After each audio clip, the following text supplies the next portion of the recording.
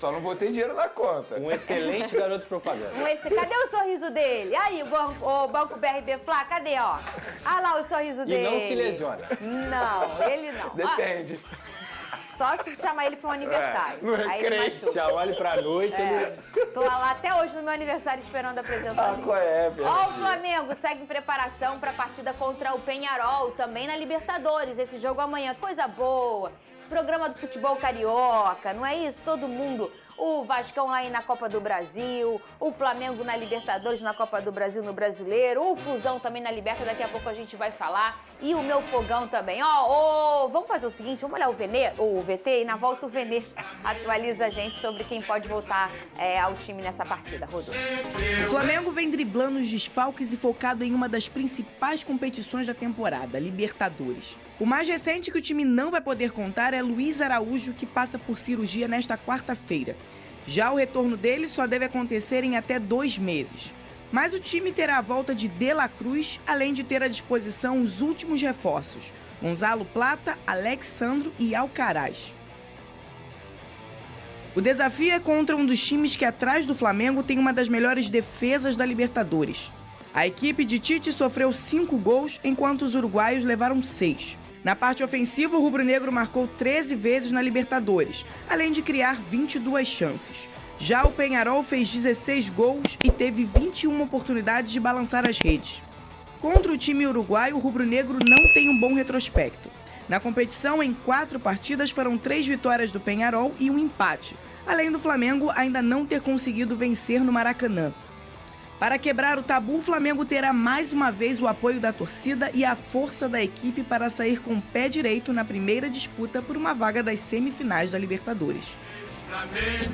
Fala comigo, Venê Casagrande. Tem atualização sobre o treinamento? O Tite diz muito, né, no treinamento sobre como vai ser, né? Pois é, não tem como a gente trazer aqui o provável time do Flamengo, porque o treino de hoje vai acontecer ainda. Vai começar às 3 horas da tarde e nessa atividade o técnico Tite vai definir a equipe titular para encarar o Peñarol, essa partida que vai acontecer amanhã no Maracanã.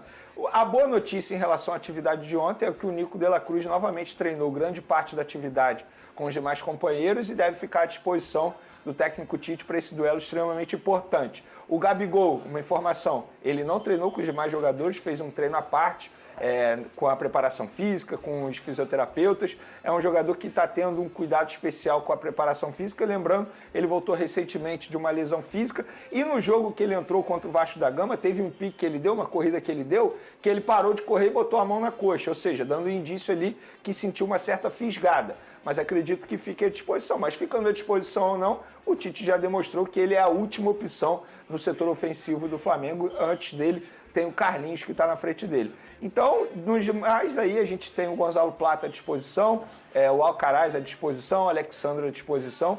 E nessa atividade de hoje ele vai definir o time. Lembrando que a Arrascaeta não está 100% fisicamente falando, a gente viu no duelo com o Vasco. O Nico de la Cruz também não vai estar 100% fisicamente. Então é um time do Flamengo que está muito desgastado. Tanto é que o Fabrício Bruno, informação, na atividade de ontem, de tão cansado que ele está, ele nem foi a campo. Ficou fazendo atividades na parte interna. Ou seja, é um elenco do Flamengo com muitas lesões e também muito desgastado fisicamente falando. Ô, Lucas Pedrosa, vamos tentar olhar um pouquinho o copo meio cheio aí pro lado do Flamengo, e aí o torcedor que tá de casa aí do Flamengo pensar que tem aí o Alcaraz, que tem o Plata e tem o Alexandre, que são 2 poderosos reforços que chegaram pro Flamengo. Né? 3 poderosos reforços que chegaram pro Flamengo. No jogo contra o Corinthians, foi contra o Corinthians que ele foi expulso, né? Sim. Que fogueira que fez o Alcaraz, hein? E o Plata também. Eu no acho jogo que, com o Vasco, né? Que são 2 jogadores que Plata preenchem muito bem essa parte do meio-campo, né?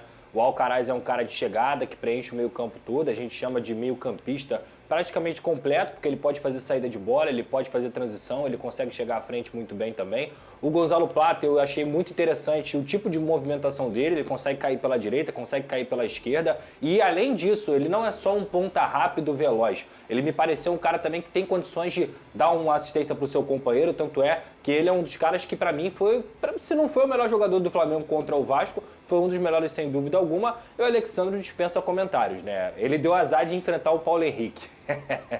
E o Paulo Henrique fez uma baita de uma partida. Mas o Alexandre é um baita de um jogador também. É um cara que logo no primeiro lance do jogo, quase que ele consegue um cruzamento para o Flamengo fazer um gol. É um jogador realmente que é muito diferente, tem qualidade tática, tem qualidade técnica. O Flamengo se reforçou muito bem. É uma pena que tenha perdido tantos jogadores, senão seria difícil aí. Com certeza o Flamengo seria amplo, franco favorito contra o Peñarol. Mas, De La Cruz voltando, a Arrascaeta mesmo sem estar 100%, ele joga com a cabeça, ele não joga só com o físico. Então é um Flamengo que, para mim, já está mais inteiro do que já esteve. Inclusive, o Arrascaeta... Desculpa. Não, pode o Arrascaeta vem jogando com a cabeça há muito tempo, porque fisicamente falando, olha quanto tempo a gente fala faz parte da do processo parte da experiência do jogador. Desde 2020 que a gente fala que o Arrascaeta não está bem fisicamente. E, infelizmente, a tendência é só piorar, porque a idade vai aumentando, obviamente a questão física vai pesando muito mais.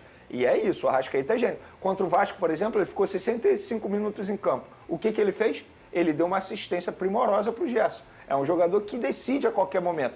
Por exemplo, no jogo contra o Bahia, também ele não fez uma grande partida. Mas o que aconteceu? Ele fez um gol. Craque é isso. É isso. É por isso que eu não sou a favor de tirar o craque nunca. Eu acho que quando ele pede para sair, ok. Mas um jogador diferente como é o Arrascaeta tem que jogar. Independentemente se tem condições de jogar 45 minutos, 30 minutos. Começa com ele e depois substitui. Vene, e essa polêmica do Landim com a CBF sobre a lesão do Pedro? Conta pra gente o que aconteceu. O presidente Rodolfo Landim ele deu uma entrevista à TNT Esportes e durante essa entrevista ele foi questionado sobre a lesão do Pedro e nessa resposta ele disse que, ele afirma que a seleção brasileira colocou o Pedro numa carga elevada de treinamento. Então, ele diz que a lesão do Pedro aconteceu por conta dessa carga elevada. Eu acho extremamente leviano um presidente falar isso. E isso é até informação. Obviamente, a comissão técnica do Dorival Júnior não gostou nem um pouco de ouvir isso da boca do presidente Rodolfo Landim. Por quê? Não faz o menor sentido ele dizer isso. Lembrando que antes dele servir a seleção brasileira, o Pedro jogou contra o Corinthians. Então, ele não voltou de uma lesão e foi direto para a seleção brasileira. Não. Ele jogou pelo Flamengo antes de se apresentar à seleção brasileira. E a informação que eu tenho em relação à lesão foi uma lesão. Fernanda, ele estava sozinho, ele pisou errado no gramado, virou o joelho e acabou sofrendo a lesão. Não teve nada de carga elevada, segundo eu apurei junto à comissão técnica do Dorival Júnior. Então, é algo que o presidente Rodolfo Landim falou. Eu acho que ele tem que tomar cuidado com esse tipo de afirmação. É delicado, né? É delicado demais você, entre aspas, culpar uma comissão técnica por conta de uma lesão. Claro que em vários momentos, por exemplo, os jogadores uruguaios do Flamengo, o próprio Arrascaeta, toda vez que ia para a seleção uruguaia, ele voltava abaixo fisicamente. De repente, a metodologia de trabalho, de fato, poderia exigir demais do atleta. Mas nesse caso do Pedro, não foi uma lesão muscular. Foi uma lesão, como é que a gente fala? Ligamentar, né? Foi uma lesão ligamentar sozinho. Não tem como você dizer que foi por conta de um trabalho elevado da comissão técnica. Foi o primeiro dia de treinamento do Pedro lá. Eu acho leviano o Rodolfo Landim falar isso, mas ele, como mandatário rubro-negro, ele disse. Eu acho delicado demais. Se fosse uma opinião do Flamengo, e aí a gente está falando da parte médica, de fisiologia, todos pensando, e ele, como na figura de presidente, está indo lá representar a opinião, porque ele é o presidente, né? E quando ele fala é o Flamengo falando, a gente até entende, mas pelo visto aí não é uma opinião do staff do Flamengo, né? Da parte ali, do departamento do Flamengo. Eu não posso dizer que o staff e o departamento médico do Flamengo têm a mesma opinião. Quem que não tem a opinião que é a mesma, que é dele, que você apurou? A comissão técnica do Dorival Júnior. A comissão do Dorival da seleção. Exatamente. Perfeito. Discorda então, totalmente. Podemos apurar isso, hein, Venê? Discorda. A gente pode apurar para ver. Eles discordam totalmente do presidente Rodolfo Landim. A gente pode apurar, e aí quando a gente fala gente, não é o 007, é o Venê Casagrande. Tá bom. Que também é um agente. Né? Você pode apurar para ver se a comissão do Flamengo concorda com o Landim. Perfeito. Isso é interessante.